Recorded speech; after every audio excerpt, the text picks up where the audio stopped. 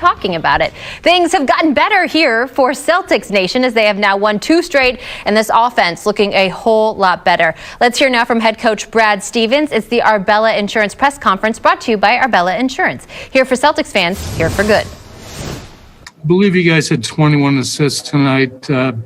Just in terms of the ball movement in this game and the balance you got, is this sort of the blueprint for how you want to play?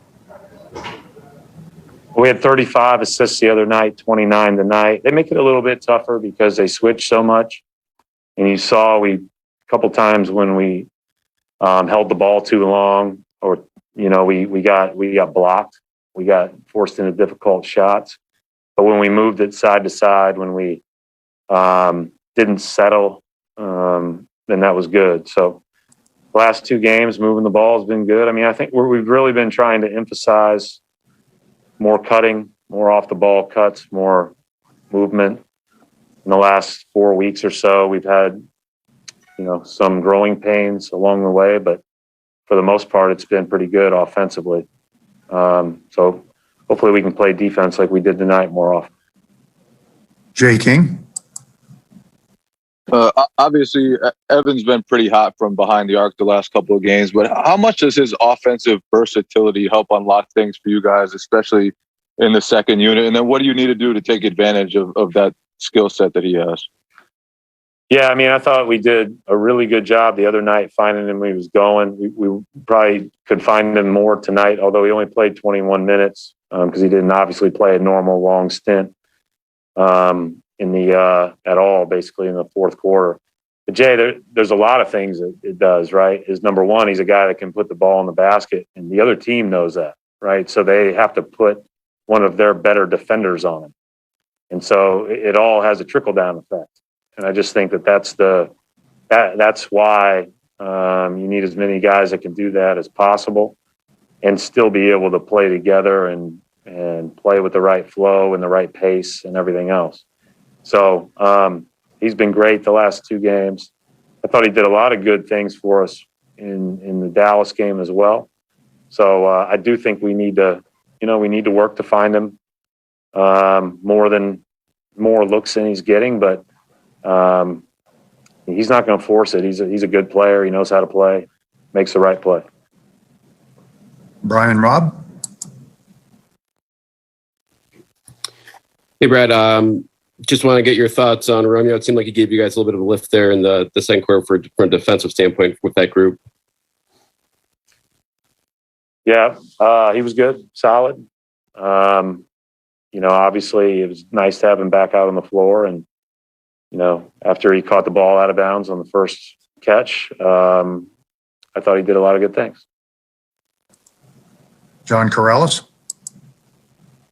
Brad, how much of the increase in cutting and backdoor baskets you've been getting, how much of that has been a function of having the 1 big on the floor versus the 2?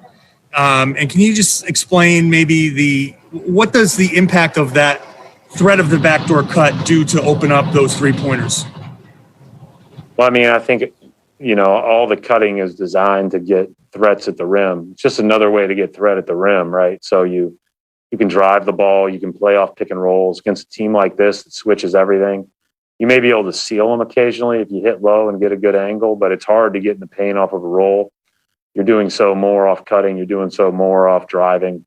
And then you just have to make the right read. And the more that we can do that, the better. It does open up a lot. It's just another avenue to get a paint threat, John, as you know.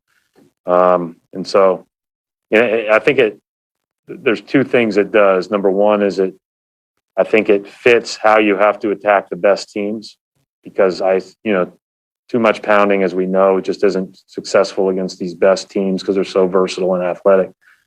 And then the second thing is it gets everybody, playing the right way with the ball really popping around. And so we've been doing it for the better part of the last few weeks. Our offense has improved quite a bit. So hopefully we can just kind of stay on that course. Keith Smith.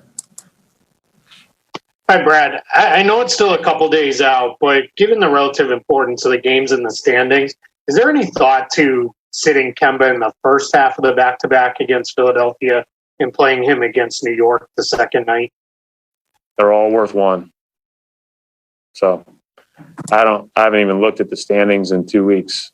So it's, I know that we're bunched up with a bunch of other teams, but I have no idea where everybody stands.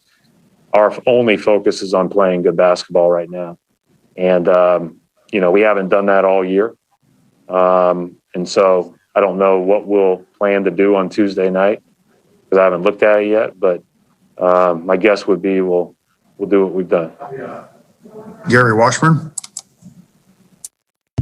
Hey, Brad, has the mentality over the last couple of days just been like you still have time to turn this season into a really positive one? What's that been like? And if the players kind of talk to each other about that, just kind of like we got 20 plus games left, we can still make this run.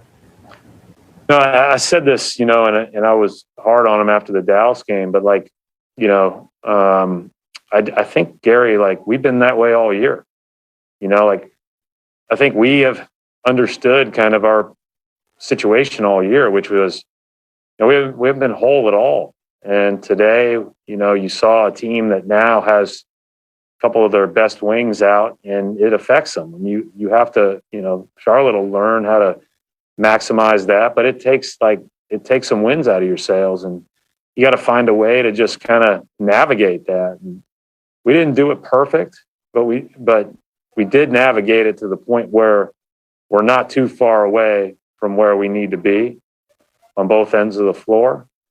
Our record hopefully will improve if we can maintain that health. But at the end of the day, our players have all talked about, and we've all talked about constantly, everything we want to do is still in front of us.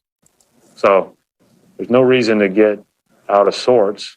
No reason to ride the roller coaster of, if we lose, the sky is falling versus if we win, talking about how great Romeo was in his 12 minutes. We're just here trying to get better. And that's what we're going to try to keep doing. And hopefully we stay that way. And if we do, we might be tough to beat. Final question, coaches. I want Brad Stevens to be my life coach. I just don't know if I could take it because I like it. We might be tough to beat. I like that little swagger at the end. Positivity. Veterans Perspective proudly partnered with VA New England Healthcare. The fastest way for veterans, their spouses, and caregivers to get vaccinated is to enroll in VA Healthcare. Call 844-VA-CARES. That is 844-VA-CARES. The Celtics 21 threes tonight.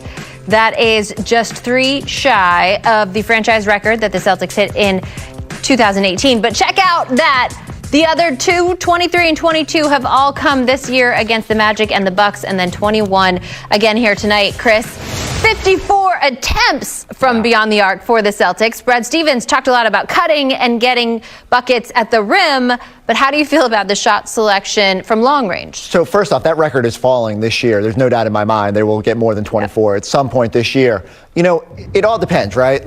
If they're getting the three-point shots the right way, if they're getting the ball to Rob and moving it to someone who's open, if they're making the extra pass, I'm all for them. It's the pull-ups with, fading away. But I do think this team is a little bit different now. You have someone like Evan Fournier who comes off the bench, and you want taking that shot, whereas I'm not sure I necessarily felt that way about the bench unit before that. And so as long as they're the right three-pointers, I'm fine with it. 54 is still a jarring number. And when they were on pace for 64 after the first quarter, I said, Charlotte doesn't defend the rim very good. Maybe just attack a little bit. But there is a balance to be found. And one of the things we noted this year is that a team like Utah just buries teams by hitting three-point shots, and you have to play catch-up because they're hitting 10 more threes than you a game. And so I'd like to see the Celtics just harness the right ones, and when they fall, you look really good. Jaylen Brown, 5 for 8 from 3 tonight, and that is a shot that the Celtics are trying to encourage him to take. I think that's been a big key over the last couple of weeks as well. We heard Jaylen talk about that, what kind of adjustment it has been for his game. As we've seen with Jaylen repeatedly over his career, it feels like he's starting to settle into that a little bit. And look, he was great in the mid-range at the start of the year, and there was no reason you want him to get away from that shot. That can be a weapon when teams start coming out and closing out a little bit too hard. But, look, it's a simple math equation. 3 is worth more than 2. It's really not that hard. And that's why we sit here and obsess about the advanced metrics and true shooting and effective field goal percentage, because the best teams in the league are maximizing that line. And it feels like the Celtics do it. It comes and goes a little bit. But especially when they're defending the three-point line well, if you can make that a consistent weapon on the offensive end, you give yourself a decided advantage. And they have to maximize it, especially with this group where, again, with Rob in that starting group, you can maximize that three-point line. It was a rough start early for the Celtics shooting from 3, but as Brad likes to say, water found its level, and even Jayson and Kemba hit a few before the end of the game. The ball movement, Chris, is this something, do you think, that they can continue against a team like Philadelphia? It's going to be decidedly more difficult when you're facing those longer teams and active teams, and Ben Simmons on the perimeter making everything difficult. But you just have to be committed to it. And I think that's the hard part for me in the Celtics. It's the Celtics want it. It looks really good when it happens, but when there's resistance, they just kind of default to bad pull-ups and spot up, and they've got to be willing to keep moving the ball to find good shots and not get frustrated and not play that hero ball. I think it's as simple as that. If they just are committed to moving it, if they're committed to getting it to Rob and starting it from that spot, if they, run handoffs and cutting and all that, they can maximize it. As always with this team, you want to see them do it against the better teams in the league, which they have done this season, stepped up and played better against the higher competition. So hopefully the Celtics can take this momentum from this 2-game win streak over to depleted teams and figure out how to bring it back. It will be at TD Garden as this homestand continues. The Celtics, they got this momentum.